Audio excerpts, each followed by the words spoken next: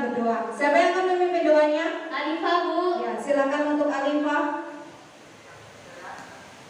Marilah kawan-kawan kita berdoa menurut agama dan kepercayaan masing-masing. Berdoa mulai.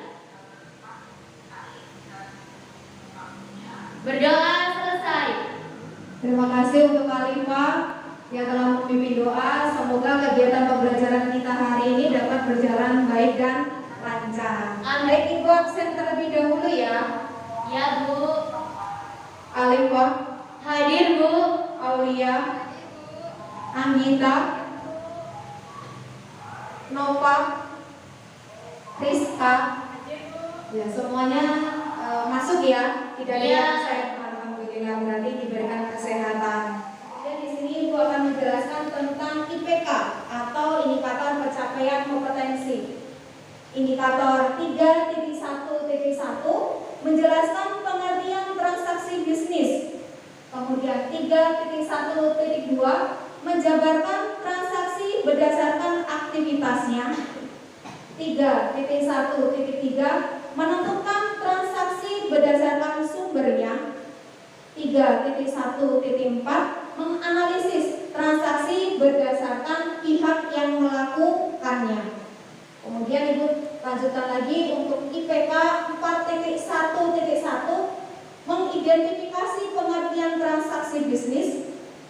Kemudian 4.1.2 menggali informasi transaksi berdasarkan aktivitasnya, transaksi berdasarkan sumbernya, dan transaksi berdasarkan pihak yang melakukannya.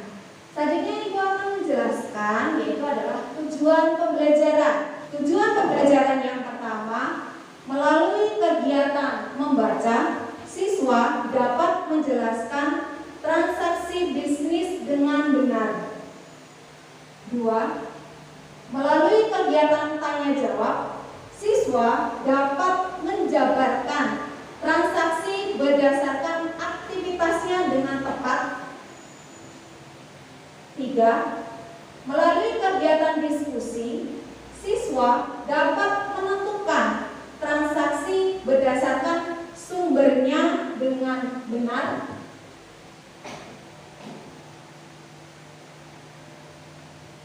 Kemudian tujuan selanjutnya, melalui kegiatan penugasan, siswa dapat menganalisis transaksi berdasarkan pihak yang melakukannya dengan tepat.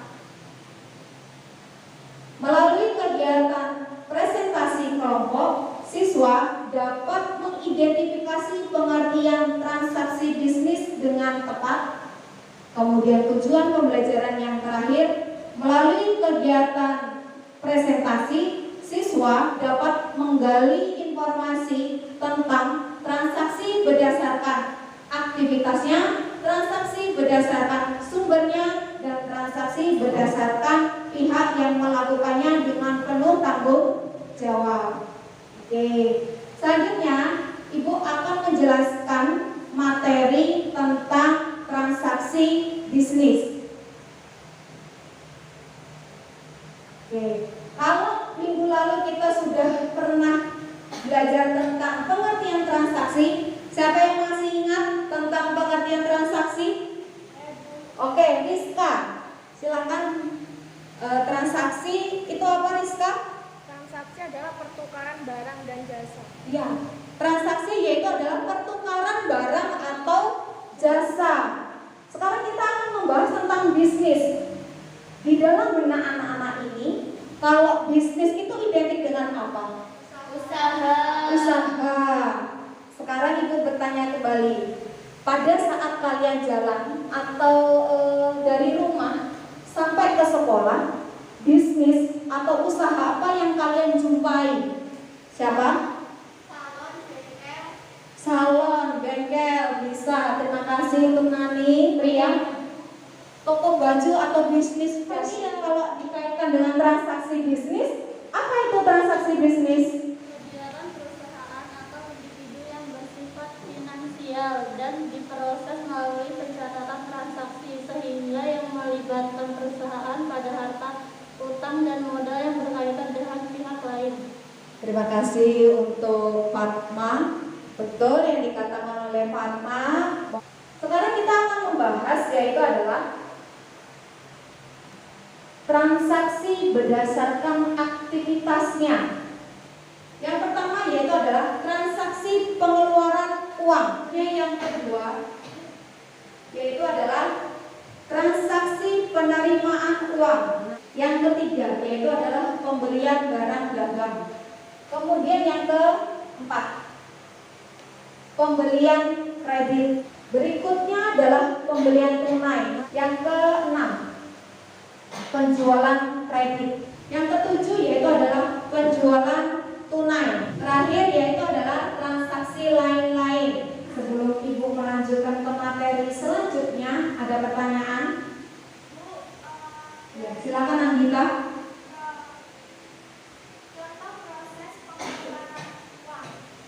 Contoh proses pengeluaran uang.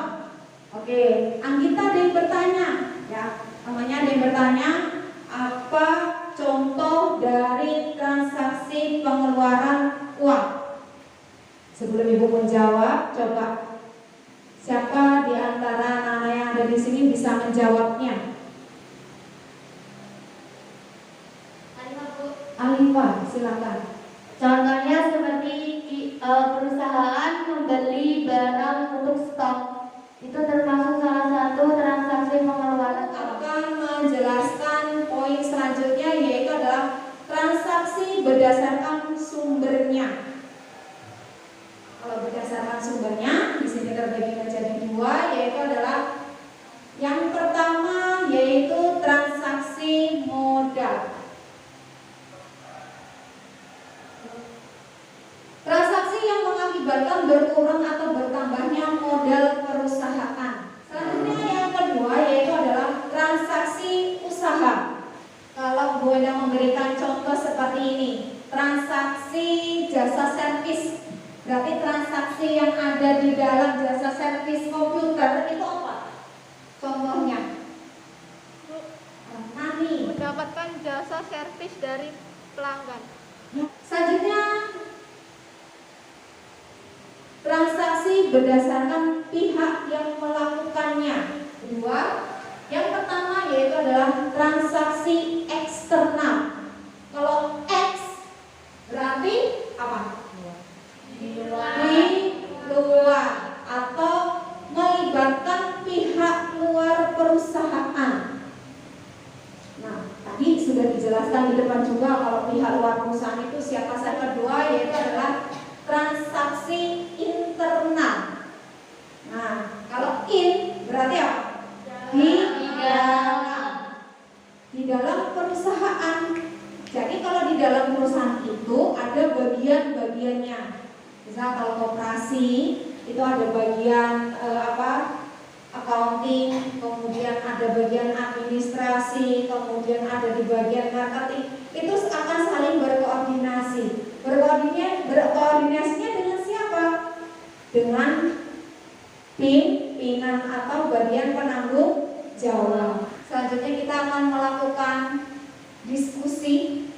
Ibu sudah membagi kelompoknya. Ini adalah kelompok 1.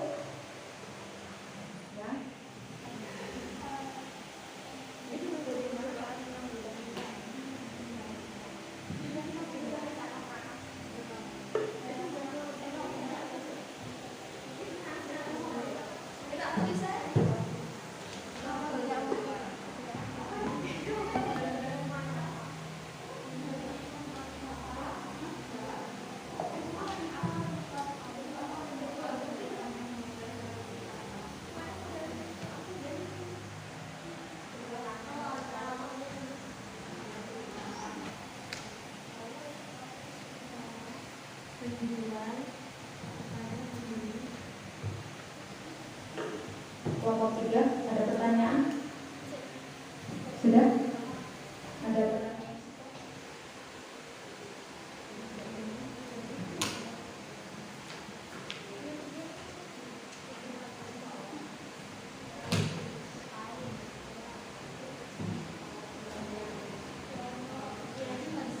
Silakan untuk kelompok 1.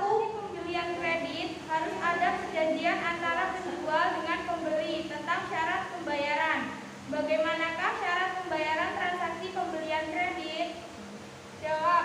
Dengan pembayaran pada saat tanggal jatuh tempo dengan perjanjian mengenai syarat pembayaran dan penyerahan barang. Setelah terjadi kesepakatan, barang dikirimkan oleh penjual kepada pembeli disertai dokumen, faktur, dan surat pengiriman barang. Bagi pembeli, faktur yang diterima dari penjual merupakan bukti transaksi pembelian kredit. Sekian presentasi dari kami. Yang mau bertanya, kelompok lain. Baik, terima kasih untuk kelompok 1 yang sudah mempresentasikan. Untuk kelompok 2, jika ada pertanyaan dipersilakan. Mau tulis, jangan lupa ya untuk menulis ya. Siapa yang bertanya? Anggita.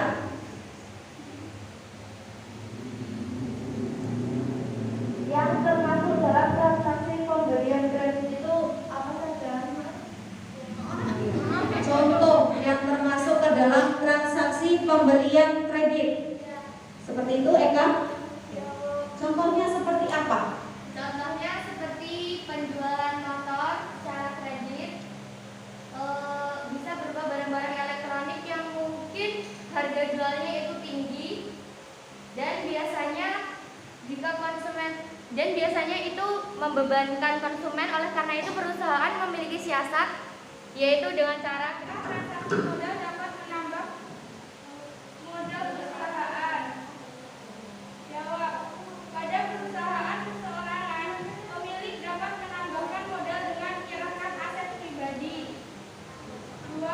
Transaksi pembelian kredit harus ada perjanjian antara penjual dengan pembeli tentang syarat pembayaran. Bagaimanakah syarat pembayaran transaksi pembelian kredit?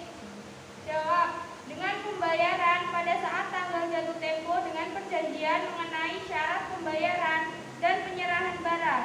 Setelah terjadi kesepakatan, barang dikirimkan oleh penjual kepada pembeli disertai dokumen, faktur, dan surat pengiriman barang. Bagi pembeli, faktur yang diterima dari penjual merupakan bukti transaksi pembelian kredit. Sekian presentasi dari kami. Yang mau bertanya, kelompok lain. Baik, terima kasih untuk kelompok 1 yang sudah mempresentasikan. Untuk kelompok 2, jika ada pertanyaan dipersilakan. Mau tulis, jangan lupa ya untuk menulis ya. Yang termasuk dalam transaksi pembelian kredit itu apa saja? Contoh yang termasuk ke dalam transaksi pembelian kredit. Seperti itu, Eka? Contohnya seperti apa? Contohnya seperti penjualan motor secara kredit, bisa berupa barang-barang elektronik yang mungkin harga jualnya itu tinggi, dan biasanya itu membebankan konsumen. Oleh karena itu perusahaan memiliki siasat, yaitu dengan cara kredit. Nah, transaksi kredit itu kalau kelompok 1 menjawabnya bisa pembelian motor. Alasan perusahaan melakukan penjualan secara kredit, yaitu untuk meningkatkan hubungan dengan konsumen, mendorong konsumen supaya lebih membelanjakan uang dengan jumlah yang lebih besar dari yang seharusnya, untuk menaikkan volume penjualan dalam suatu periode, dan dijadikan strategi persaingan guna memperbesar market share untuk mendorong omset lebih besar lagi sehingga mendapatkan laba yang lebih besar.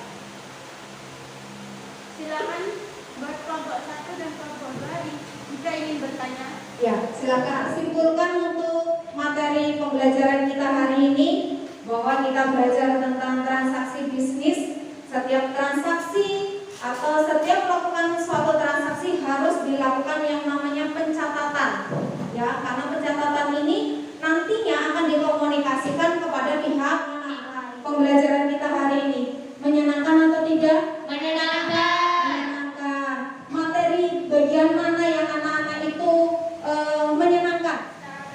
Oh, pembelian secara kredit. Nah, itu akan memberikan PR. PR-nya nanti anak-anak buka biasanya, yaitu minggu depan membuat clipping tentang materi hari ini atau contoh materi hari ini. Nah, untuk materi di pertemuan selanjutnya, Ibu akan memberikan materi tentang SOP administrasi transaksi. Di masa pandemi seperti sekarang ini, tidak lupa selalu Ibu mengingatkan, patuhi protokol kesehatan. Jangan lupa selalu mencuci tangan, air mengalir, menggunakan sabun, hindari yang namanya kerumunan. Dan kemana-mana atau pergi keluar rumah harus menggunakan masker. Baik, jika tidak ada pertanyaan, silahkan kita Marilah berdoa. kawan-kawan kita berdoa menurut agama dan kepercayaan masing-masing. Berdoa mulai.